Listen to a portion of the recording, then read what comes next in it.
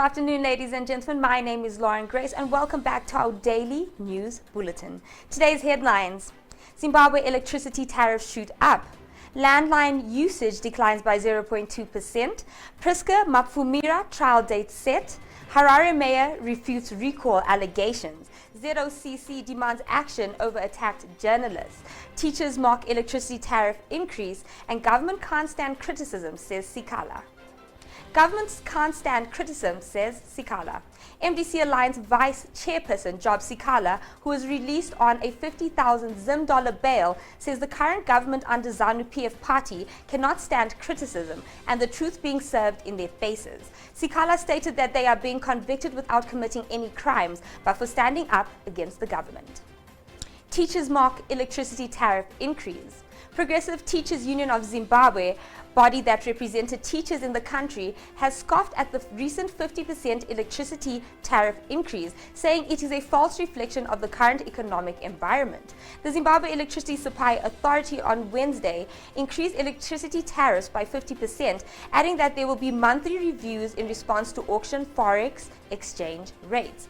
Power users will now be charged 4.41 per kilowatt from the previous 2.94. The 50% increase is, however, unfair on the teachers whose salaries have not been reviewed upwards to meet the current inflationary environment. The Zimbabwe Stock Exchange ZSE has launched a new online trading platform that is targeted at retail or individual investors.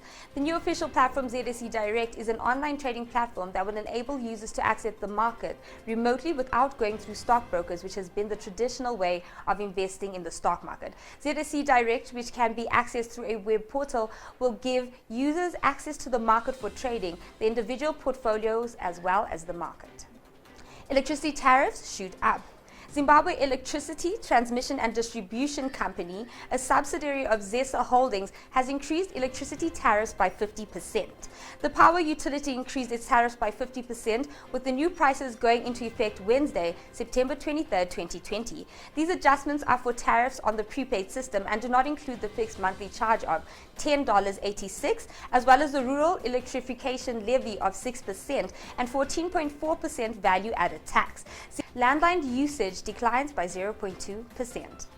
There has been a continuous decline in the total usage of active fixed telephone lines over the past 3 quarters as the public switches telephone network PSTN continues to face stiff competition from emerging new technologies of communication.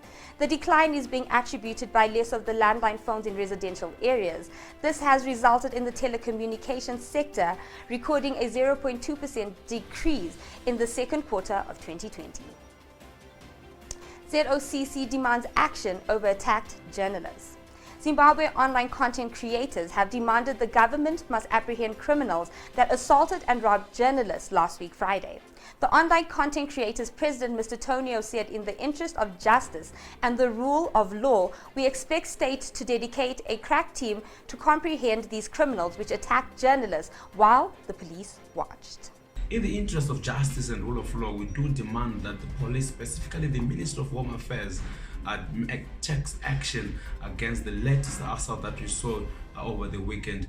Journalists were covering a press conference that was convened by the Zimbabwe National Students Union, and they were attacked in day broad light. Nothing happened to the attackers, but we actually heard that those who were attacked, some of them were arrested, and police were watching by, this is something that really worries us so much. This was an attack on journalism, it was an attack on various journalists, and it can never be business as usual. We do hereby demand that the police officers actually establish a crack team that makes sure that it investigates and apprehends those people, thugs and criminals that attack journalism must be brought to book. It can never be business as usual, and we are calling forward for the police and state security agents to come through in the interest of the rule of law and justice and make sure that these people are going to be apprehended, because we have lost journalists lost valuables, and they've been attacked. It can never be a precedent that we want to sit back and relax while such things happen. So we do demand that justice and rule of law takes its course.